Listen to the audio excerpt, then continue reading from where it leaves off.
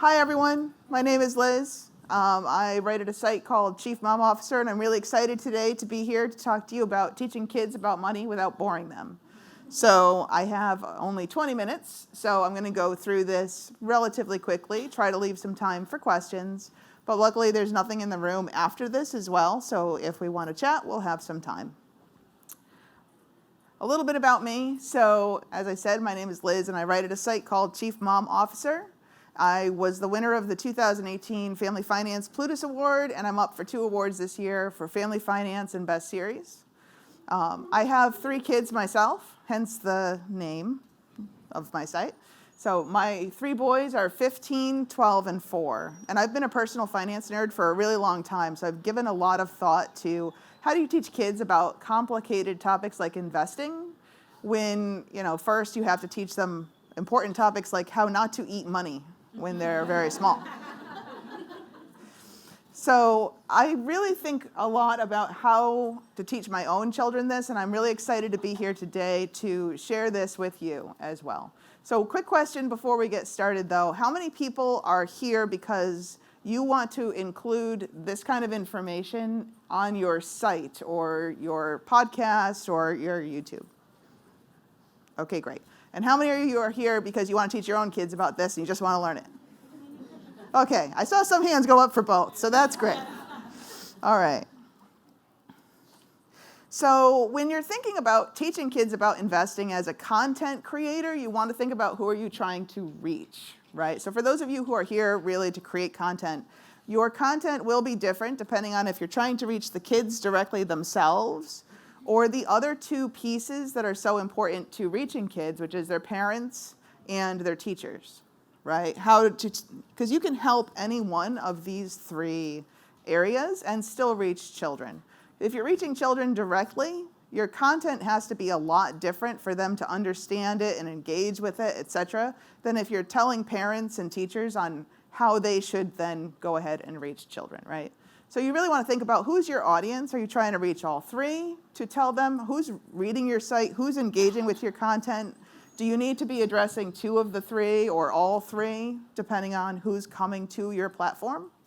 So I want to make sure that if you're thinking about creating content in this space, you're really giving some thought to who you want to reach. All right, if you're trying to reach kids directly, if you stand up here like I am now and decide to lecture them about the basics of investing and why stocks are good and why index funds and mutual funds are, both different and all these technical things, they're going to tune you out and they're going to be really bored and they're not going to learn a darn thing. So that's not what you want to do. If you're trying to reach kids, you have to be creative, right? You have to be memorable. And you need to tell them things in ways that they relate to it. So when I teach my kids about investing, and I started when my oldest 2, now 15 and 12, were very young, I would often do it through companies that they know and engage with, right? So teaching them about how a company works that they understand, like Disney is a big one for my boys. Nintendo is another one. They're big fans of video games. Sony. Right? And if you see your kid engaging with a company or a company's products, that's a perfect opportunity to tell them how that applies in the real world and how them interacting with that company gives that company money, which then translates to profits, which then means you can own a piece of that business, right? So you want to make sure that you're also teaching them about why investing is important in their real life. Like, what will it get them? Because putting money aside in stocks or what have you, that's fun, but that's very abstract. So what could they get if they invested that maybe they couldn't get if they were just saving? How will the higher returns in the market, potentially with lower fees through index fund investing or whatever you're talking about, how will that enable them to reach dreams that are important to them at their life stage sooner? You also need to make sure it's age appropriate. As I said, I like to start with the basics of don't eat money when they're very small and trying to put coins and such in their mouth. But different kids at different ages need to be reached in different ways. And if you're trying to reach a 4-year-old to teach them some basic investing concepts you can build on over time, it's going to be very different than if you're trying to teach a 16-year-old who has a part-time job, right, and maybe even has an access to a 401k. So you really need to think about what's the age that you're trying to reach. And you want to be fun.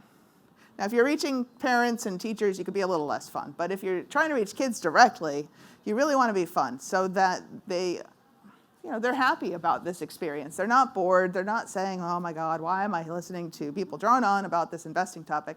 You want to make it fun and entertaining for them. And there's a lot of different ways to do that, and I'll talk about some of those soon. Let's talk about some important tips when you're trying to teach kids about investing, whether they're your own or you're just creating content for these teachers, parents, or kids themselves. You want to start with the money basics before you ever talk about investing, right? So you don't want to start jumping right into here's what a stock is and a company, et cetera, if they haven't learned about putting money aside and why you do that and what is money and how it works. So you want to make sure that you start with those very fundamentals that you can then build on to the more complicated topics of actually investing and what that means for them. You want to make sure that you explain all the terms that you're using. So I know when I talk about money and I'm thinking about it for myself, I'm familiar with a lot of the terms that don't really make a lot of sense outside of like my own head, because I've been reading about this stuff for 20 years, right?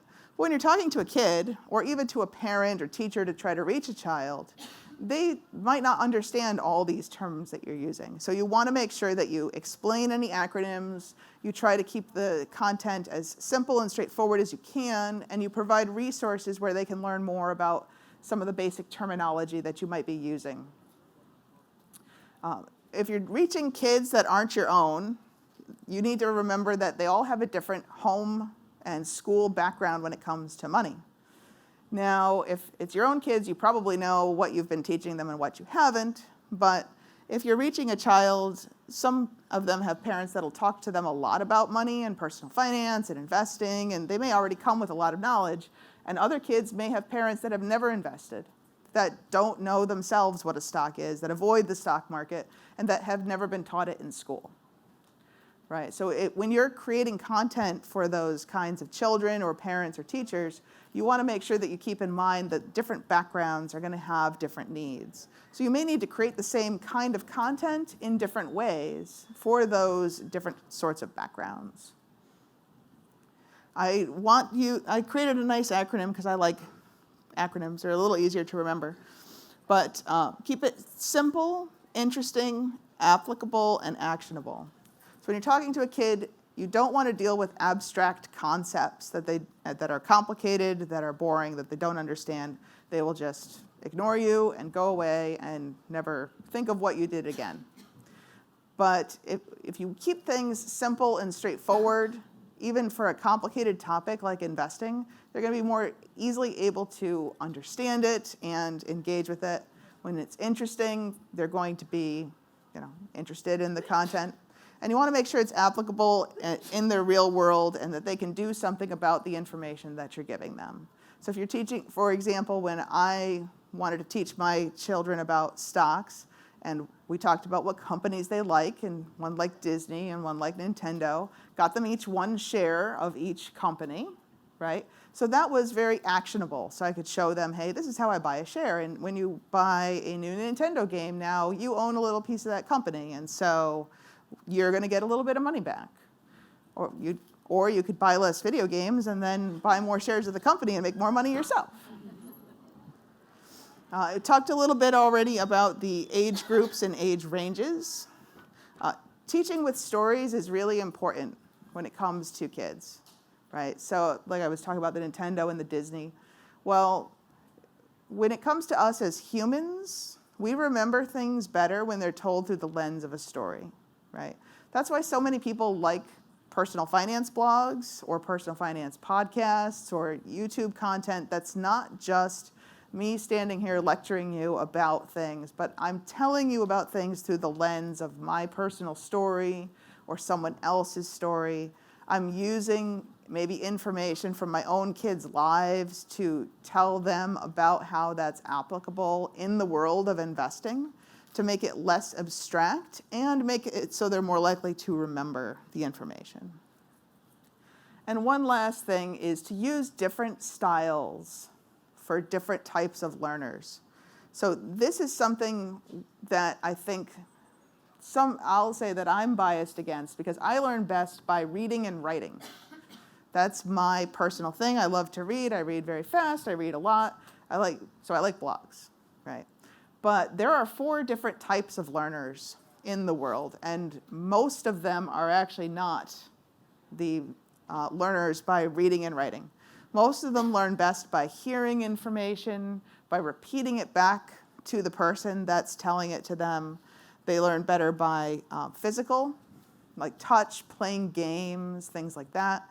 Or they learn better by seeing infographics or colorful pictures and things like that.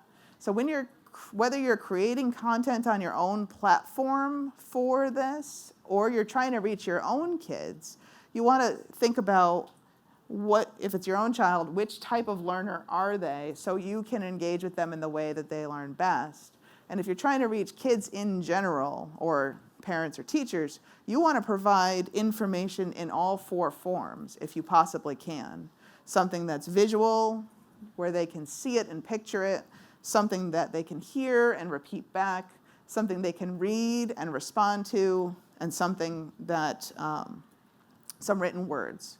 Because if you can provide all 4 forms, then you're going to be able to reach all 4 types of learners through your platforms. And I know it's tricky, but it also means that you can create one piece of content and repurpose it 4 different ways. So it's a little time saver there too. All right, a couple of very specific ideas that I wanted to share with you. So I talked a little bit about what I do here with the actual investing in companies that my kids know, understand, and like. But you can do it also virtually. You don't have to actually buy them a share of stock. The way that I've handled this myself is I bought each of my kids, as I said, a share in some companies that they know and love. And then every so often, I will pull up the annual reports, and I'll pull up the stock information, and we'll sit together and see, how did that perform? Did it go up? Did it go down? Why? Because my kids will be curious. Well, everyone at my school is buying Nintendo. Why did the Nintendo stock go down? That doesn't make any sense to me. So then we could talk about how a company works, how profits work, how expenses work, how that impacts the company's bottom line. And then through this, I can build on this to talk about index fund investing and why I personally believe that makes the most sense, because then you own shares of a large variety of companies, and each individual company's performance doesn't necessarily impact your investment as much as if you're in an individual stock. But I've found that starting in there is too abstract, because they don't really understand that there's 500 or 3,000 companies in there and what they do and how the whole thing works. It's much easier for them to grasp how it works for a real company and then build on that later. I think fun games can be great. There's a lot of board games and online games where you could teach kids about investing. I know for teaching money basics, there was a great game that had a Kickstarter last year that taught about saving and investing, et cetera.